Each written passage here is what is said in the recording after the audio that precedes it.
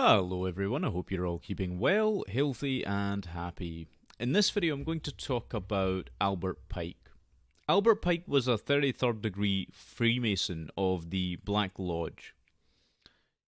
He was also a Grand Master and creator of the Southern Jurisdiction of the Masonic Scottish Rite Order, and published a book called Morals and Dogma of the Ancient and Accepted Scottish Rite of Freemasonry in 1871.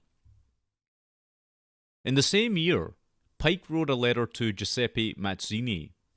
Now, Mazzini was an Italian revolutionary leader of the mid-1800s, and he was also the director of this very shadowy organization called the Illuminati, which did exist once upon a time. The letter itself is dated August 15th, 1871, and it graphically outlines the plans for 3 world wars that were seen as necessary to bring about the New World Order. The text of the letter reads as follows. The First World War must be brought about in order to permit the Illuminati to overthrow the power of the Tsars in Russia, and of making that country a fortress of atheistic communism.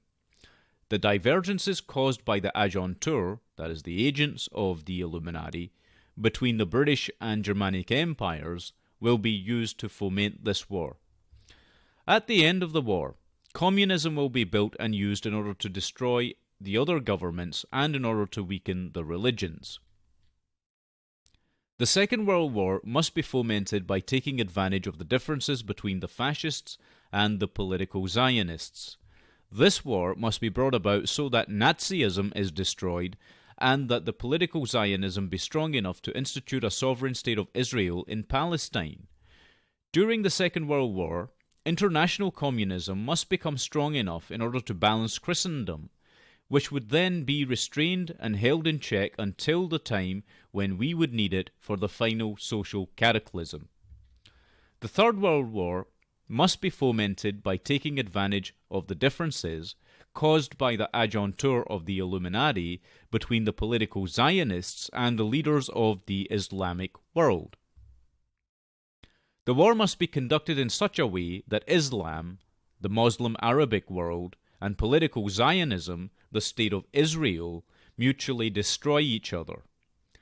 Meanwhile, the other nations, once more divided on this issue, will be constrained to fight to the point of complete physical, moral, spiritual, and economic exhaustion. We shall unleash the nihilists and the atheists, and we shall provoke a formidable social cataclysm, which in all its horror will show clearly to the nations the effect of absolute atheism, origin of savagery, and of the most bloody turmoil.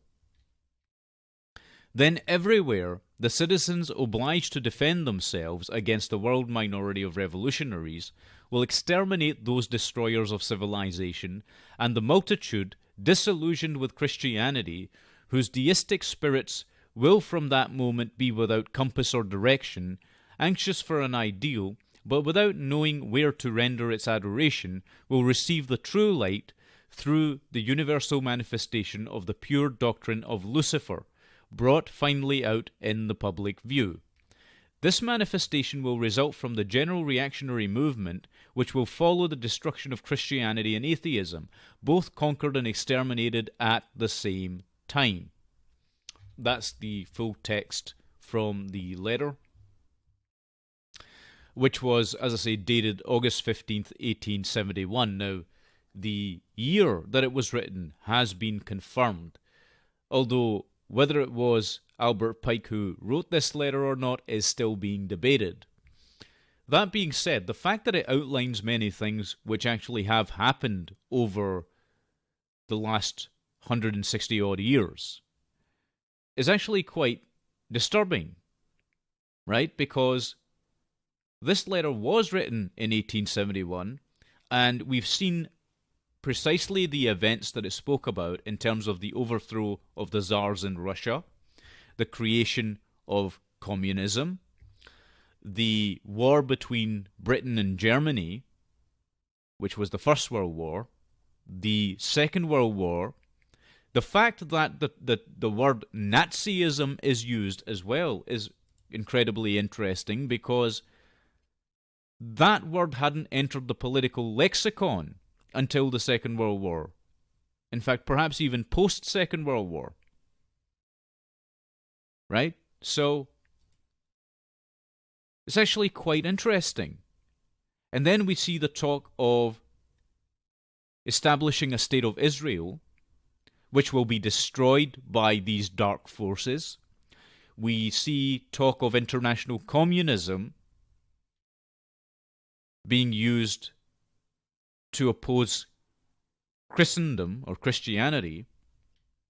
And Christendom, by the way, would actually refer to Western civilization, right? Because that was considered Christendom. And we also see this final phase, if you like, which is being implemented, which is the fomentation of trouble between the Western world and the Arabic world, the Muslim world, the Islamic countries in the Middle East. And that's also incredibly interesting. Right? And we are seeing that people are completely physically, morally, spiritually, and economically exhausted. We are seeing that nihilism and atheism has set into such a degree that it's causing social cataclysms. We are seeing the destruction of the West. So whoever wrote this letter, whether it was Albert Pike or someone else, they foresaw these events happening, or they were part of the plan to make these events happen.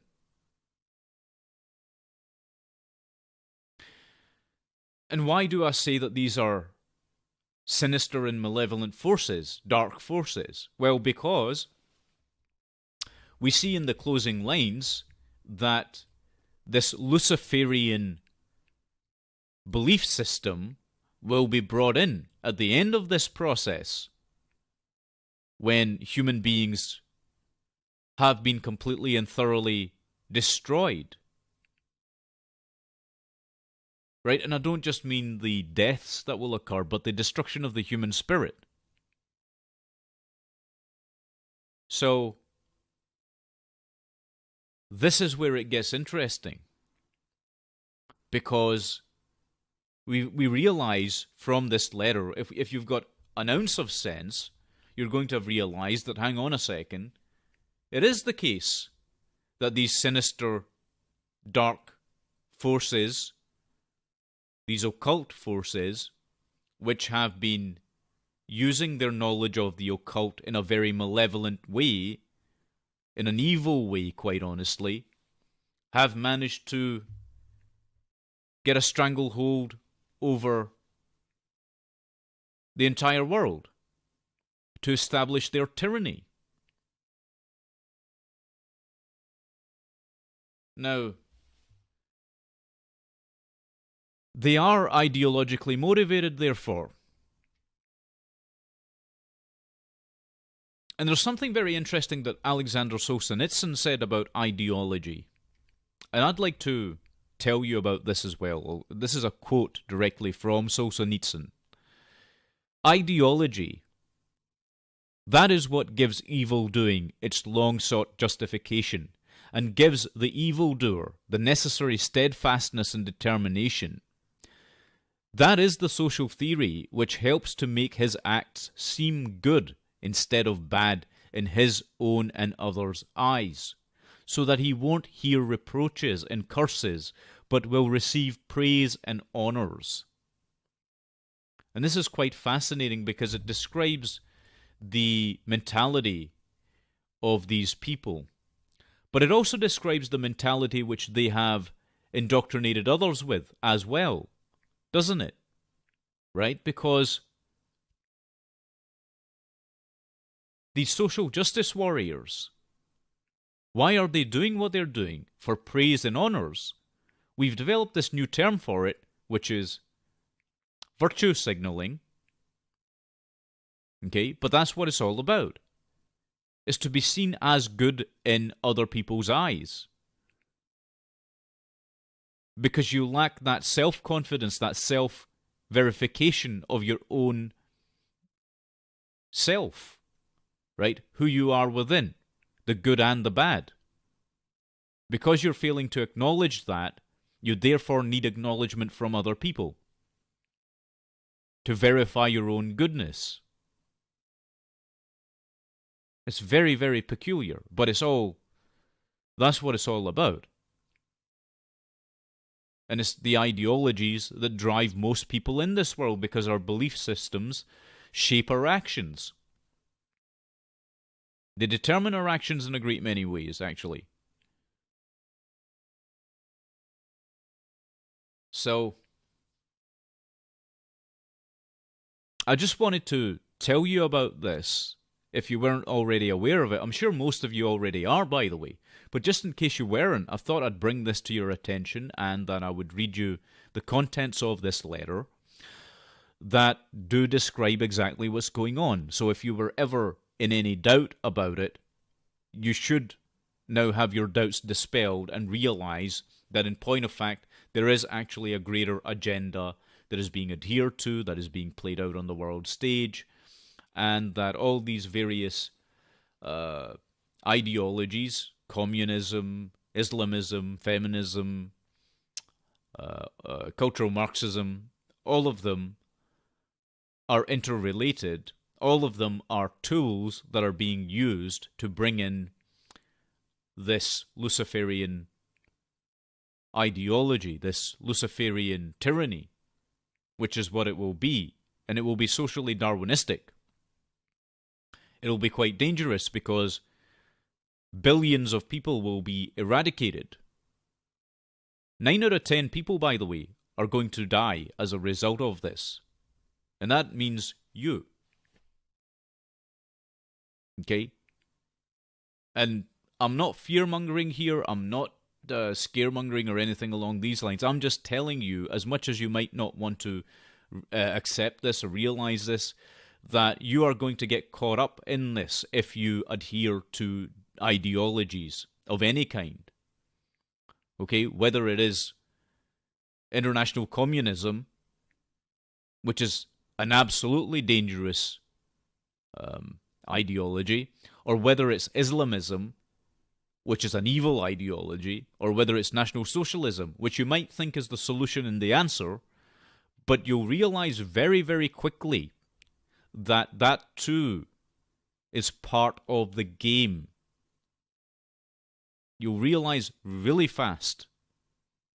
Okay, you might not know it just now, because I know there are a lot of people out there that think that National Socialism is the answer. No. Okay, it absolutely isn't. If it was the answer, it would have worked the first time around. It didn't. Okay? And the other thing is that it prompted people to do great evil. It really did. And it doesn't have to. You don't have to believe in the propagandist worldview of the Second World War to understand that. Okay? You merely have to acknowledge the fact that great suffering was brought about as a result of the actions of people that were ideologically motivated. Even if one person suffers as a result of that, it's one person too many. And in this case, thousands suffered. So I want you to be aware of that. I don't want you to go through life, because a lot of people are doing this, and this is just a quick warning before I end this video, right? There are a whole lot of people who are running around looking to ideologies for answers. The answers are not in that ideology that you're looking at. The answers come from philosophy. The answers come from the ancient knowers of wisdom. The ancient teachers. That's where the answers come from. They don't come from the bowels of hell itself. And most of these ideologies have produced hell on earth. That is no accident. Okay? They were designed with evil, malevolent intentions. And if you look to those for answers, you're not going to find the end result being pleasant because you'll end up getting caught in it yourself. Okay? And this is what's happening to the majority of people. People are reacting out of fear because they're seeing the chaos. They're seeing the chaos and they're reacting out of fear instead of out of courage and strength.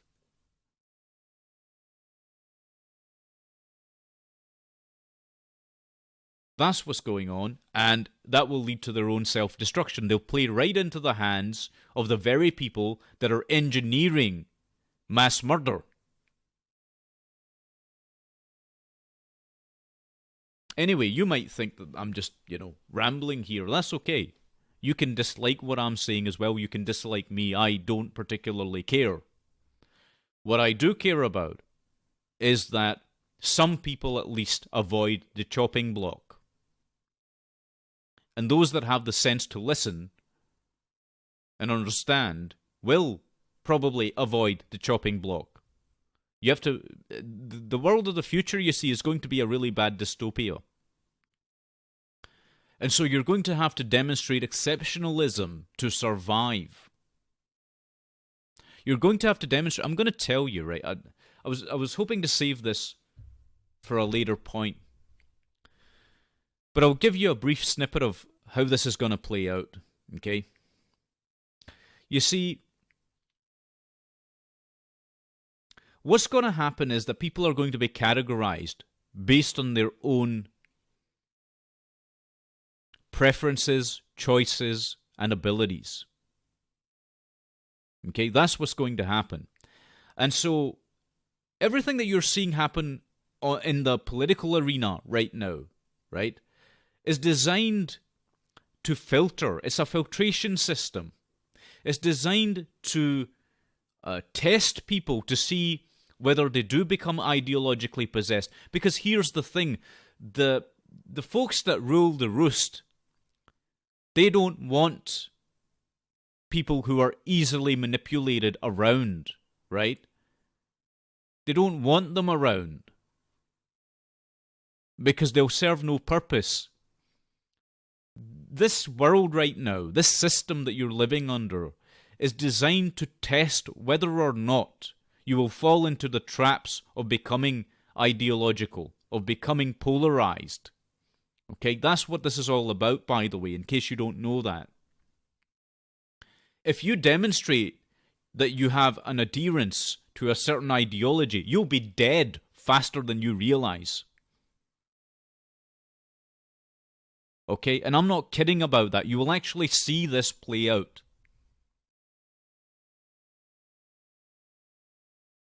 Right? That's why a lot of people, see, very clever people, and you'll notice this with a lot of the commentators that are out there on YouTube as well. A lot of exceptionally clever people know what I'm talking about is the case. And so what they've cleverly done is position themselves away from every single ideology. Because they're hoping to avoid being put on that chopping block.